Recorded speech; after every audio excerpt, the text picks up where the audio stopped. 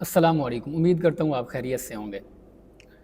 भाई याद रहे, दुनिया की हर चीज़ पर मुख्तलिफ़ कलर, मुख्तलिफ़ रंग अच्छे लगते हैं, लेकिन इंसान के ऊपर फ़कत एक रंग अच्छा लगता है और वो ईमान का रंग है।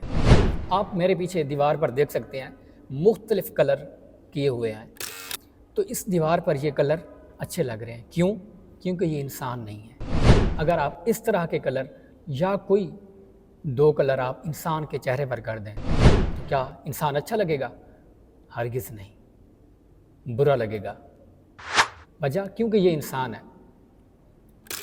तो जिस तरह इंसान के ज़ाहिर पर दो कलर, मुख्तलिफ रंग अच्छे नहीं लगते, ठीक इसी तरह इंसान के बातिन पर भी दो रंग अच्छे नहीं लगते। फ़कत एक ही रंग इंसान पर जचता है और वो ईमान का रंग है। अगर इस रंग के अलावा दूसरा रंग यानी निफाक का रंग इंसान अपने ऊपर चढ़ाता है तो फिर ईमान का रंग ज़ायल हो जाता है। जो शख्स अपने ऊपर निफाक का रंग चढ़ाता है, भला वो कैसा होता है? कुरान करीम से पूछते हैं।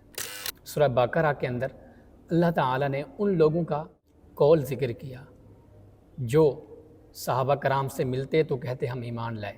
व इज़ा लक़ुल्लज़ीना आमनू क़ालू आमन्ना, यानी जब वो ईमान वालों से मिलते तो कहते हम ईमान लाए। व इज़ा ख़लऊ इला शयातीनिहिम, और जब अपने शैतानों की तरफ जाते, उनकी महफ़िल में बैठते तो क्या कहते? क़ालू इन्ना माअकुम इन्नमा नहनु मुस्तहज़िऊन, हम तो तुम्हारे साथ हैं, उनके साथ तो हम यूं ही हंसी मजाक किया करते हैं। तो ये दो रंग हैं। एक रंग उन्होंने अपना ज़ाहिर किया ईमान वालों के साथ जाकर, और दूसरा रंग मुनाफिकीन के साथ जाकर। जो ऐसे लोग होते हैं उनके बारे में सूरत निसा के अंदर अल्लाह ताला ने ज़िक्र फरमाया, इन्नल मुनाफिकीना फी दरकिल अस्फली मिनन नार, कि बेशक मुनाफिकीन जहन्नम के निचले दर्जे में होंगे। यानी वो ऐसा दर्जा है कि जिसके अंदर सबसे ज़्यादा अजाब दिया जाएगा। तो ज़रा देखिए आप, कहीं आप अपने ऊपर ईमान के रंग के साथ साथ निफाक का रंग तो नहीं चढ़ा रहे? अगर ऐसा है तो अभी आपके पास वक्त है, अभी आपकी सांसें चल रही हैं, अभी आपकी रगों में खून दौड़ रहा है।